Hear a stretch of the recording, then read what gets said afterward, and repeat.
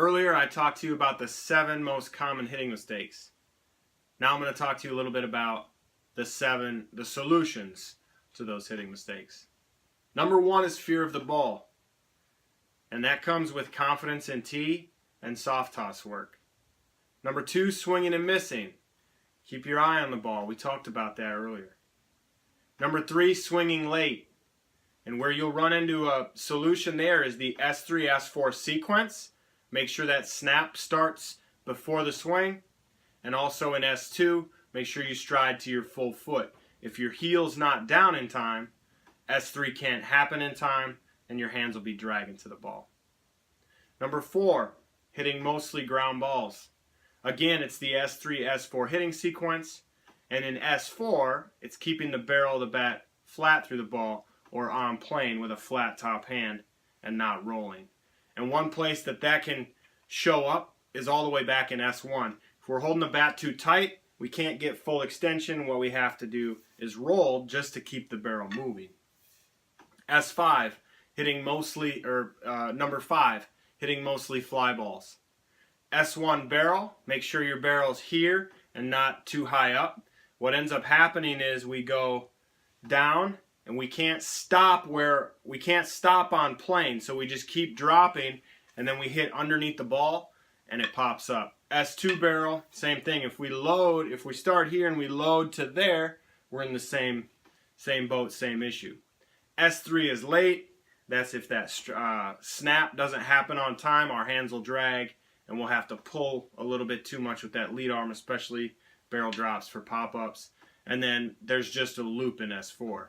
So in the last one, we just go here and we're just looping our hands away. You know, we're not taking the knob straight to the ball. We're taking the knob like towards the catcher first, and that'll loop into a long swing. So there's your solutions to number 5.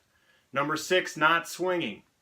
And that could come from S2, your foot just not being ready.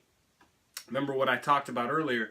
If your stride foot isn't on the ground, nothing else can happen afterwards. So making sure that you get S2 fully flat can help being ready on time. And then keeping your eye on the ball. If you're not seeing it, you're not going to swing at it. Number 7, the lack of power. S3 is missing. See it all the time.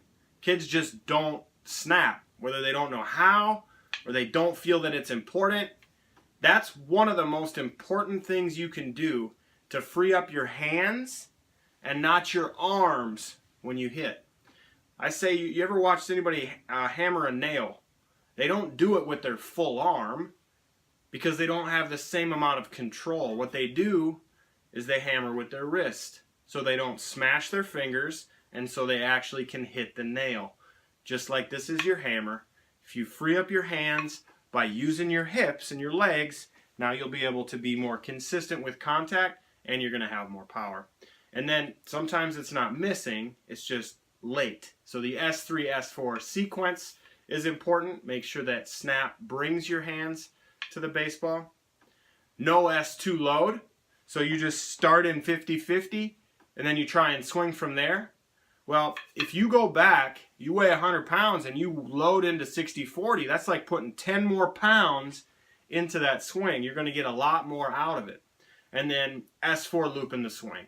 That's also where it comes from. If we get long here, now we're swinging arms and we don't have that hammer effect and that quick pop through with our wrists, and we lose our lag, which turns this thing that we're trying to create a whip out of into a big log. And big logs don't move as fast as long whips.